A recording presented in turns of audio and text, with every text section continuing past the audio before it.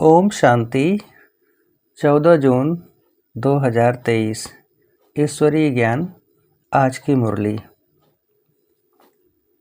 मीठे बच्चे, तुम्हारा है सतोप्रधान संन्यास। तुम देह सहित इस सारी पुरानी दुनिया को बुद्धि से भूलते हो। प्रश्न: तुम ब्राह्मण बच्चों पर कौन सी जवाबदारी बहुत बड़ी है?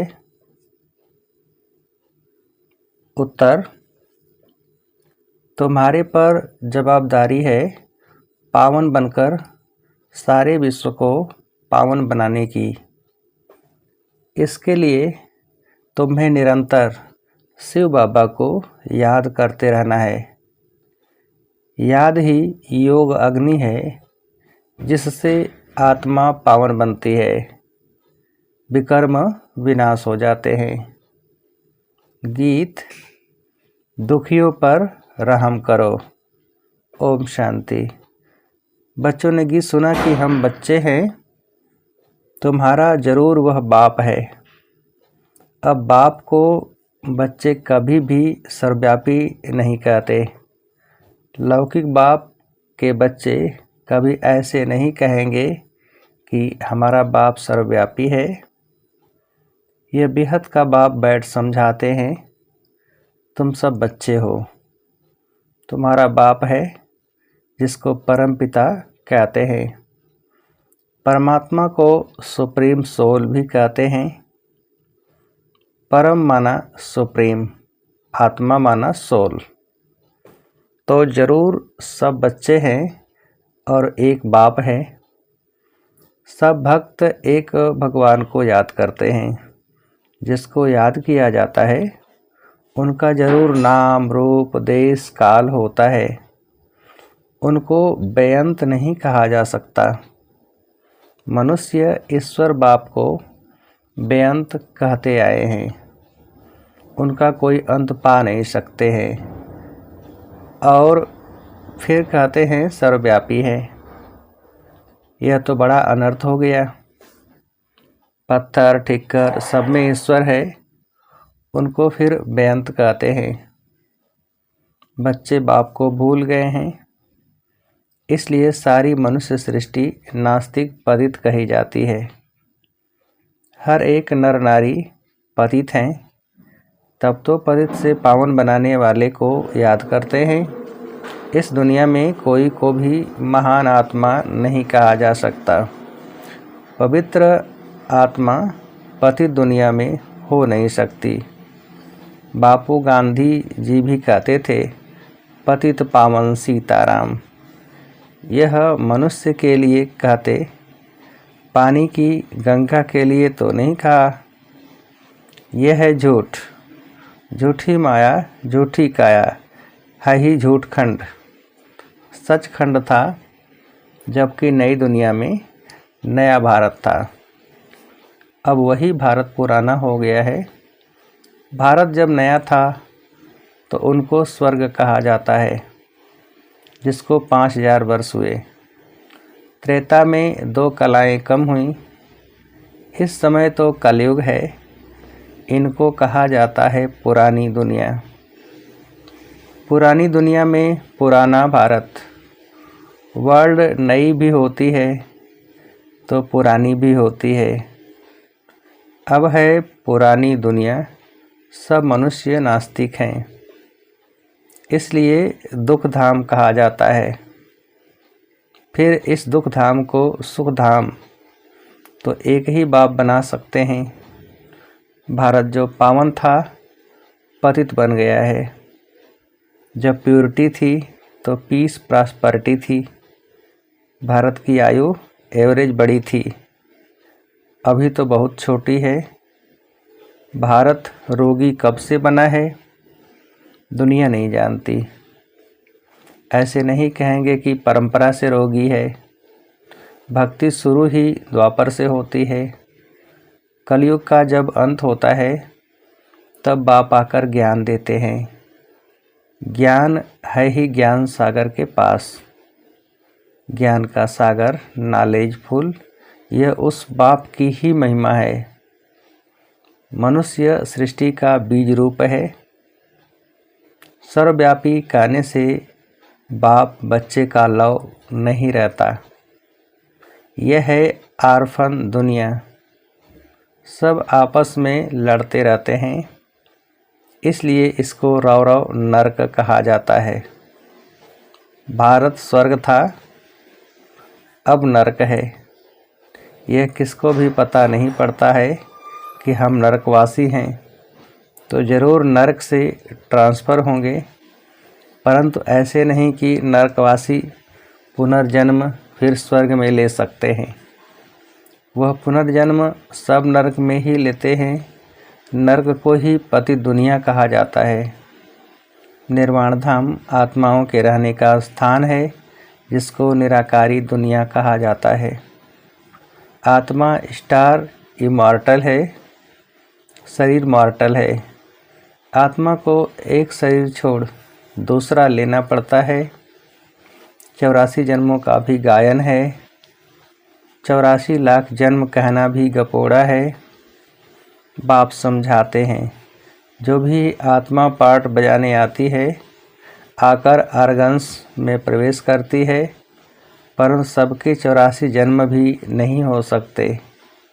सतयुग में जो देवी देवता होंगे, उन्हों के ही 84 जन्म होंगे। बाप कहते हैं, आगे भी कहा था, तुम अपने जन्मों को नहीं जानते हो, मैं बतलाता हूँ। तुम हो ब्रह्मा कुमार कुमारियाँ। अच्छा, ब्रह्मा का बाप कौन? शिव। ब्रह्मा विष्णु शंकर हैं शिव बाबा के बच्चे। उन्हों को भी अपना सूक्ष्म शरीर है। परमपिता परमात्मा को अपना शरीर नहीं है। बाप कहते हैं, मेरा नाम ही शिव है। भल कोई रुद्र भी कहते, कोई सोमनाथ कहते हैं, हूँ तो मैं निराकार। बरोबर भारत में शिव के मंदिर भी हैं। ज्ञान का सागर परमपिता परमात्मा को ही कहा जाता है। श्री कृष्ण को नहीं कहेंगे, वह तो सतयुग का प्रिंस है। उनमें यह आदि मध्य अंत का ज्ञान नहीं है। सतयुगी देवताओं में भी यह ज्ञान नहीं है। तुम जानते हो, अभी हम हीरे तुल्य बन रहे हैं।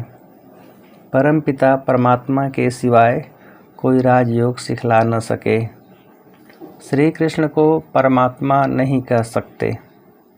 परमात्मा सिर्फ एक निराकार को ही कहा जाता है। उस बाप को ही सब भूले हुए हैं। इस समय सब पतित तमो प्रधान हैं। बाप कहते हैं, यह सारा वैरायटी मनुष्य सृष्टि का झाड़ है। तमो प्रधान रोगी दुखी है। भारत कितना ऊंच था, अभी तो कंगाल है। शास्त्रों में तो कल्प की आयु ही लाखों वर्ष लिख दी है। समझते हैं कलयुग को अभी 40,000 वर्ष चलना है। बाप समझाते हैं, यह है घोर अंधियारा। अब ज्ञान सूर्य प्रगटा, अज्ञान अंधेर विनाश। बाप है ज्ञान सूर्य, वह आकर अज्ञान घोर अंधियारे को मिटाते हैं। अभी है ब्रह्मा की रात। सतयुग त्रेता को ब्रह्मा का दिन कहा जाता है। तो तुम हो ब्रह्मा कुमार कुमारियाँ, ब्रह्मा के बच्चे। ब्रह्मा तो विश्व अथवा स्वर्ग का रचयिता नहीं है। निराकार हेवनली गॉडफादर की ही महिमा है। वह बाप ही आकर राजयोग सिखलाते हैं।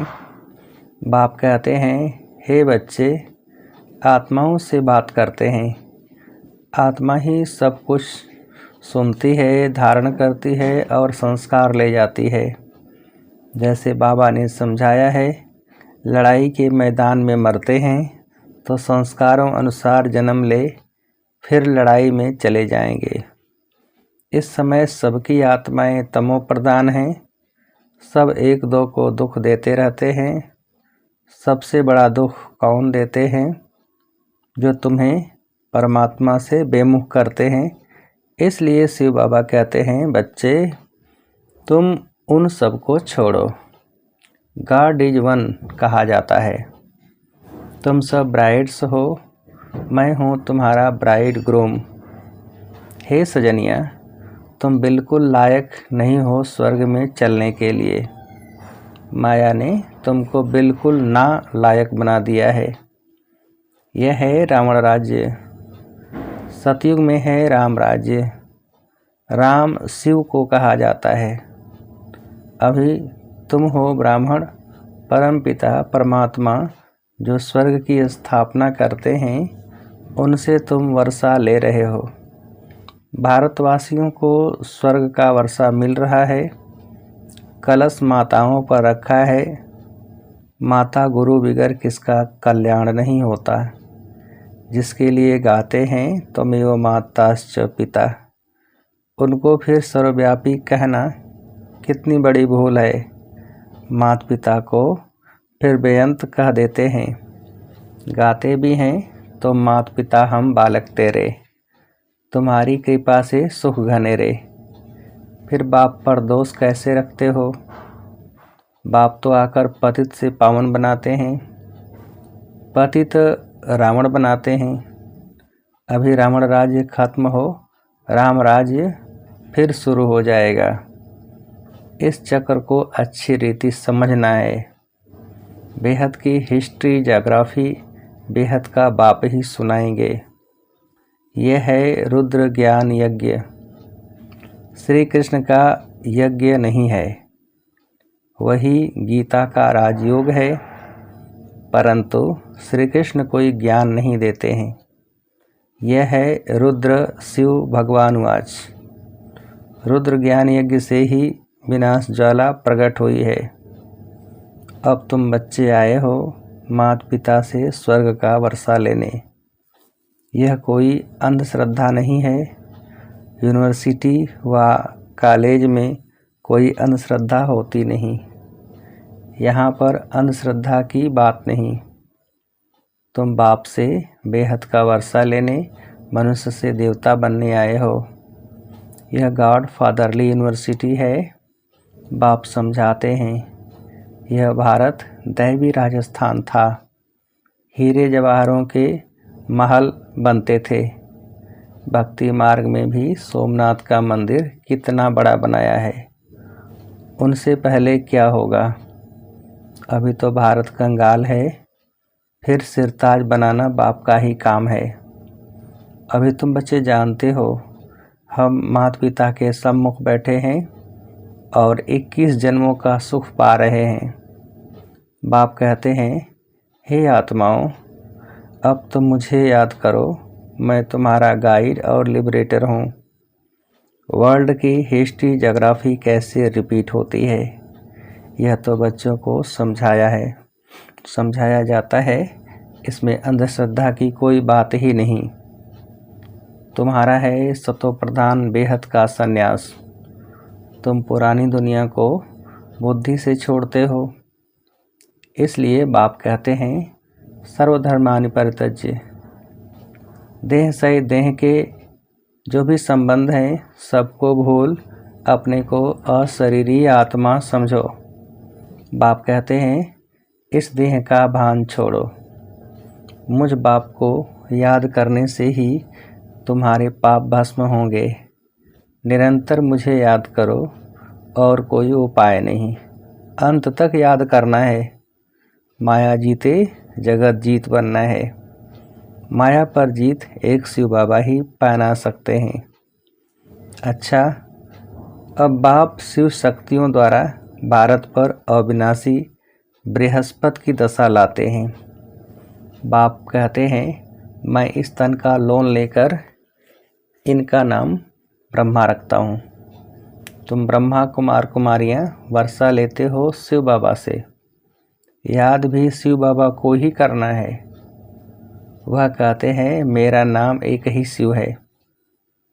तुम भी आत्मा हो, परंतु तुम शरीर लेते और छोड़ते हो। इसलिए जन्म बाई जन्म तुम्हारे नाम बदलते हैं। 84 जन्म लेंगे तो 84 नाम पड़ेंगे। सबके तो 84 जन्म नहीं होंगे। कोई के 80, कोई के 60, कोई के 5-6 जन्म भी हो सकते हैं। मेरा नाम एक ही है शिव। शिव बाबा को याद करते रहो तो विकर्म विनाश होंगे। युग अग्नि बिगर कोई पावन बन नहीं सकते। तुमने प्रतिज्ञा की है बाबा, हम पवित्र बन भारत को पावन बनाए फिर राज्य करेंगे। शिव बाबा को याद नहीं करते तो गोया अपने को पतित बनाते हैं। इसलिए फिर धर्मराज की बहुत कड़ी सज़ा खानी पड़ेगी। तुम्हारे पर बड़ी रिस्पॉन्सिबिलिटी है। बाप को याद करते रहना। यह है रूहानी यात्रा। अच्छा, मीठे मीठे सिकिलधे बच्चों प्रति नंबरवार पुरुषार्थ अनुसार माता पिता बाप दादा का याद, प्यार और गुड मॉर्निंग। रूहानी बाप की रूहानी बच्चों को नमस्ते। हम रूहानी बच्चों की रूहानी बाप को नमस्ते। धारणा के लिए मुख्य सार। पहली पॉइंट, निरंतर एक बाप की याद से मायाजीत जगतजीत बनना है। पवित्र बनकर भारत को पवित्र बनाना है। दूसरी पॉइंट, बुद्धि से बेहद पुरानी दुनिया का संन्यास करना है। इस देह भान को भूलने का अभ्यास करना है। देही अभिमानी रहना है। वरदान, किसी से किनारा करने के बजाय सर्व का सहारा बनने वाले विश्व कल्याणकारी भव। सारे कल्प में ब्रह्मा बाप और ईश्वरीय परिवार के संबंध संपर्क में आने वाली आप श्रेष्ठ आत्माएं हो। आप किनारा करने वाले नहीं, लेकिन विश्व का सहारा बनने वाली विश्व कल्याणकारी आत्माएं हो। परिवार के अविनाशी प्यार के धागे के बीच से निकल नहीं सकते। इसलिए कभी किसी भी बात में, किसी स्थान से, किसी सेवा से, किसी साथी से किनारा करके अपनी अवस्था अच्छी बनाने का संकल्प नहीं करना। यह आदत डाली तो कहाँ भी टिक नहीं सकेंगे। स्लोगन, कर्म भोग का वर्णन करने के बजाय कर्मयोग की स्थिति का वर्णन करो। अब मातेश्वरी जी के मधुर महावाक्य। ओम शब्द का यथार्थ अर्थ क्या है? जब हम ओम शांति शब्द कहते हैं तो पहले ओम शब्द के अर्थ को पूर्ण रीति से समझना है। अगर कोई से पूछा जाए ओम का अर्थ क्या है, तो वो लोग ओम का अर्थ बहुत ही लंबा चौड़ा सुनाते हैं। ओम का अर्थ ओंकार बड़े चौड़े आवाज़ से सुनाते हैं। इस ओम पर फिर लंबा चौड़ा शास्त्र बना देते हैं। परंतु वास्तव में ओम का अर्थ कोई लंबा चौड़ा नहीं है। अपने को तो स्वयं परमात्मा ओम का अर्थ बहुत ही सरल और सहज अर्थ से समझाते हैं। वो भी अर्थ परमात्मा से मिलने के लिए ही समझाते हैं। परमात्मा साफ कहते हैं, बच्चे, ओम का अर्थ है मैं आत्मा हूँ। मेरा असली धर्म शांत स्वरूप है। अब इस ओम के अर्थ में उपस्थित रहना है। तो ओम का अर्थ मैं आत्मा परमात्मा की संतान हूँ। मुख्य बात यह हुई कि ओम के अर्थ में सिर्फ टिकना है, बाकी मुख से बैठ ओम ओम का उच्चारण नहीं करो।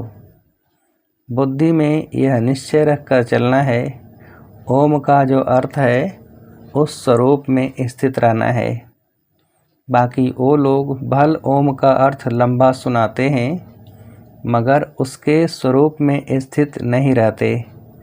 परंतु हम तो ओम का स्वरूप जानते हैं, तब ही उस स्वरूप में स्थित होते हैं। हम यह भी जानते हैं कि परमात्मा बीज रूप है और उस बीज रूप परमात्मा ने इस सारे झाड़ को कैसे रचा हुआ है। उसकी सारी नॉलेज हमें अभी मिल रही है। अच्छा, ओम शांति।